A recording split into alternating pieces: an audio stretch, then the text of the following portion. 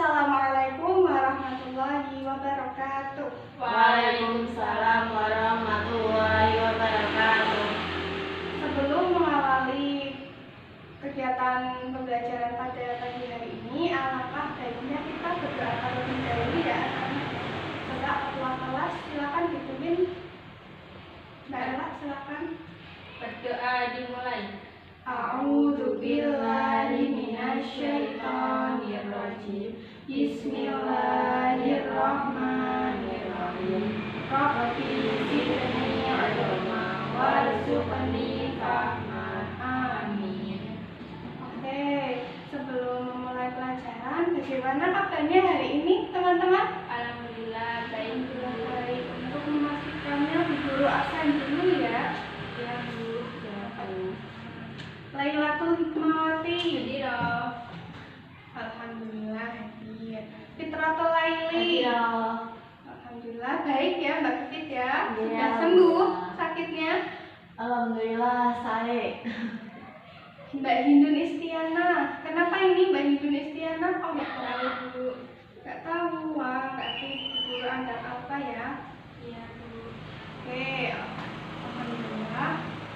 Sebelum belajar coba kelasnya dicek terlebih dahulu apakah sudah bersih. Coba dilihat sekelilingnya sudah bersih apa belum. Kalau sudah nanti kan belajarnya lebih enak. Sudah bersih ya. Iya sudah. Hari ini kita akan belajar mengenai perkembangan Islam di Asia Tenggara.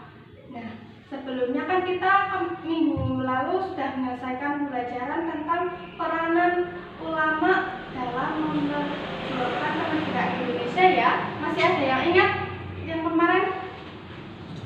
Pasti sudah lupa ya, soalnya kalian nggak belajar pasti. Oke, sekarang Bu Guru hari ini akan menjelaskan tentang perkembangan Islam di Asia Tenggara. Nah, sebelumnya apakah sudah ada yang tahu mana saja sih negara yang termasuk Asia Tenggara itu? Coba Mbak Ella sebutkan mana aja.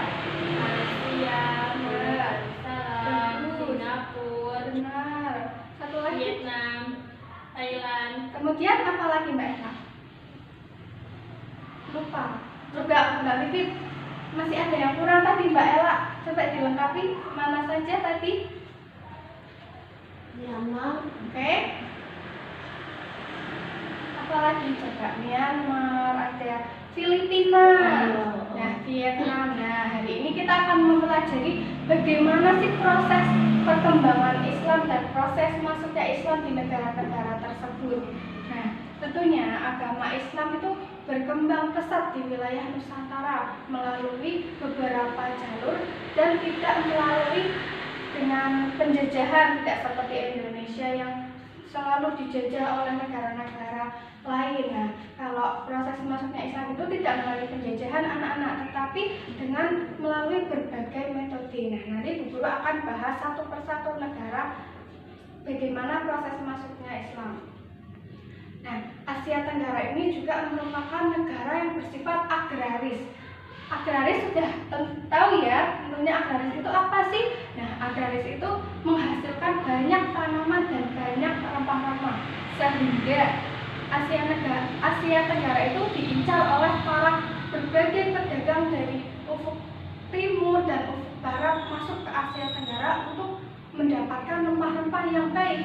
Nah, kebetulan dari pedagang-pedagang tersebut beragama Islam. Nah, sembari mereka berdagang, mereka juga sembari menyebarkan agama Islam secara damai dan perlahan-lahan mereka berdakwah dengan penduduk-penduduk setempat. Nah, yang pertama Bu Guru akan membahas negara Malaysia. Malaysia. Ada yang sudah pernah ke sana belum ini? Belum, Mas. Sama Bu Guru juga belum. Nah, Malaysia. Agama Islam masuk ke Malaysia itu dengan melalui dua jalur. Yang pertama, jalur perdagangan dan ekonomi. Nah, dari sini melakukan perdagangan dan ekonomi itu dari mereka yang beretnis yang berbeda dan dengan ras-ras yang berbeda. Dari sini penduduknya itu kan para pedagang muslim itu mereka berdakwah dengan etnis dan ras-ras yang berbeda, dan mereka juga itu mengaturnya. Dari situ Islam masuk ke negara Persia. Ini yang jalur yang pertama. Kemudian jalur yang kedua dengan melalui pihak penguasa. Pihak penguasa ini maksudnya di istana atau kerajaan. Nah, tentunya istana itu berpengaruh besar ya kepada warganya, kepada rakyatnya, karena di istana kan semua aktivitas itu dilakukan. Para pedagang muslim ini berkolaborasi dengan pihak istana, sehingga pihak istana menyiarkan agama Islamnya kepada penduduk setempat dan dengan didukung oleh ulama. Nah, jadinya dengan mudahnya Islam itu masuk ke Malaysia. Dengan jalur itu Islam berkembang pesat di Malaysia, sehingga di Malaysia itu sudah ada tanda-tanda seperti adanya dakwah Islam, kemudian kajian-kajian Islam di sana mulai diselenggarakan, dan Malaysia juga pada saat itu sudah menyelenggarakan musabaqah tilawatil Quran. Paham ya anak-anak ya? Paham. Kemudian negara yang kedua ada negara Brunei Darussalam.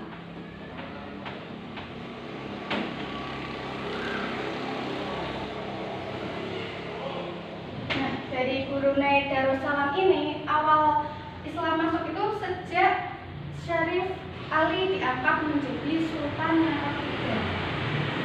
Nah, pada saat itu kan di Brunei itu ada suatu tempat yang sangat terkenal, yaitu bernama Malaka. Ya, disitulah di Malaka banyak para pedagang, para ahli agama pindah ke tempat tersebut untuk mendalami agama Islam lebih dalam. Kemudian dari situlah kemajuan dan perkembangan Islam semakin nyata.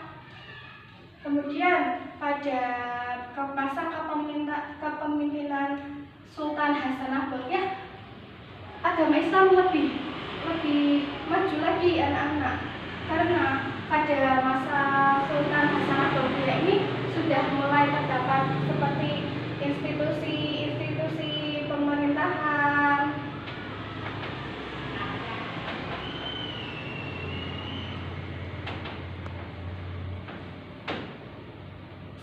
semacam Sultan Syarif Ali membolehkan adanya organisasi majelis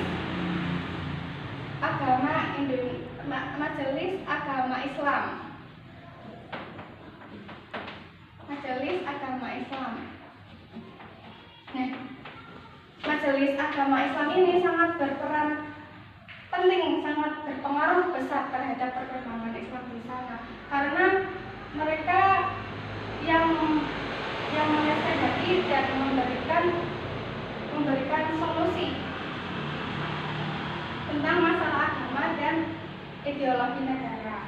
Nah, di Brunei juga ada yang istimewa anak-anak, karena orang-orang yang disabilitas atau orang-orang cacat serta anak-anak yatim itu mereka dirawat dan sudah menjadi tanggungan negara. Beda dengan Indonesia ya, kalau di Indonesia kan orang-orang cacat, anak-anak yatim bukan menjadi tanggungan negara.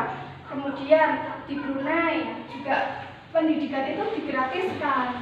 Nah, itu bagaimana proses masuknya Islam di Brunei. Kemudian di Thailand, kemudian negara yang ketiga yaitu Thailand. Tentunya kalian sudah familiar ya, Thailand itu termasuk negara yang beragama Buddhis atau Buddha. Nah, sedangkan penduduk muslimnya itu sangatlah minoritas. Sedangkan penduduk muslimnya itu banyak terdapat di selatan Thailand. Nah, agama Islam masuk ke Thailand itu pada abad Islam berkembang pesat di Thailand pada saat beberapa pekerja Muslim itu masuk dari Indonesia dan Malaysia itu masuk ke Thailand. Pada saat itu mereka sedang membantu kerajaan dalam membangun kanal atau perairan, sistem perairan. Disitulah beberapa keluarga Muslim juga membantu menggalang dana, menyiapkan material, dan kemudian masyarakat yang beragama Islam itu mendirikan masjid. Nah, pemerintah Thailand itu juga membolehkan bahwa Muslim di Thailand boleh mendirikan masjid tersendiri. Nah, dari situlah tanda-tanda keislaman di negara Thailand mulai ditandai dengan adanya TPA atau TKA dan kajian-kajian untuk bapak-bapak dan ibu-ibu, kemudian ada kajian-kajian untuk mahasiswa. Dari sini ada yang masih bingung? Apa ada yang mau ditanyakan? Tidak, Bu. Oke, kalau tidak, kita lanjut lagi yang negara yang kemudian, yaitu negara Singapura.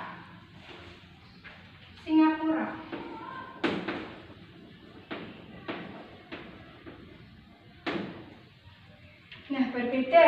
Kalau Singapura dan Thailand ini berbeda jauh, teman-teman. Kalau Thailand kan kebanyakan mayoritasnya beragama Buddha ya, atau Buddhis. Sedangkan kalau Singapura ini isinya itu encik-encik dan kokoh, atau biasa disebut dengan orang-orang Chinese atau orang-orang China. Nah, sedangkan penduduk Islam di Singapura itu tergolong minoritas, hanya ada sedikit saja. Nah, Singapura, dan sedangkan di sisi lain Singapura itu telah menjadi rute bagi pedagang orang Muslim dari Timur Tengah sejak abad ke-15. Nah, Islam masuk ke Singapura itu melalui perdagangan yang dilakukan oleh bangsa Arab melalui daerah perairan Singapura. Selain dengan perdagangan,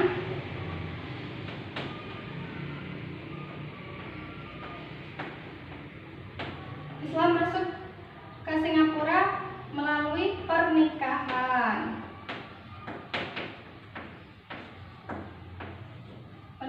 Ya. Lebih berpengaruh antara perdagangan dan pernikahan di Singapura ini, lebih berpengaruh pernikahan ya, karena para pedagang Muslim itu menikah dengan penduduk setempat. Jadi dengan mereka menikah, kemudian mereka menetap di Singapura. Kemudian dengan mereka menetap, lalu mereka mendirikan komunitas tersendiri, bahkan mereka juga mendirikan perkampungan. Nah, dari sinilah agama Islam berkembang sangat pesat di Singapura karena adanya perkampungan Islam.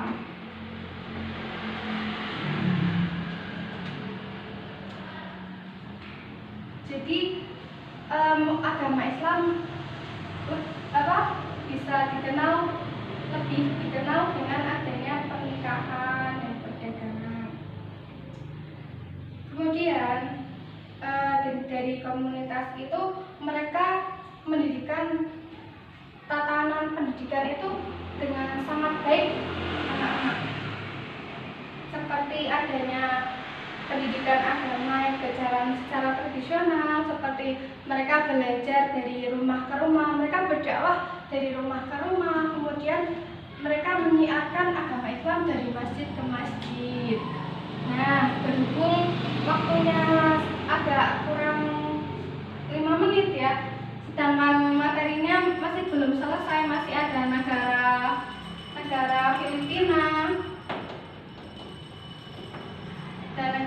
Filipina, Vietnam, dan Myanmar.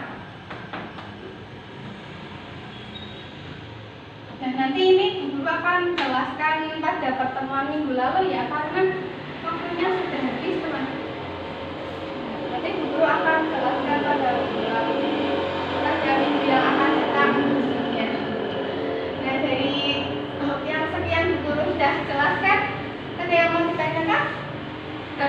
dong. Belum ada. Oke, kalau belum ada, nanti besok Bu Guru tunggu ya pada pertemuan yang akan datang. Iya, Bu. Coba Bu Guru kalau jika nggak ada yang mau bertanya, Bu Guru mau kasih pertanyaan pada kalian. Tadi Bu Guru kan sudah menjelaskan ya bagaimana proses masuknya Islam dari satu negara ke negara lain dan ke negara selanjutnya itu dengan melalui apa sih? Tadi dengan melalui jalur apa saja? Coba Mbak Ella. Perdagangan. Kemudian apa? Pernikahan. Oke, terus apa lagi tadi? Jalur apa? Apa? Tahunya itu, Bu. Pokoknya itu. Oke, berhubung waktunya sudah mepet ya, sudah hampir selesai. Jadi, Bu Guru simpulkan ya. Jadi agama Islam masuk ke beberapa negara tersebut tidak melalui penjajahan, tidak dengan cara melakukan ekspansi, tetapi dengan cara yang damai dan secara perlahan, secara bertahap.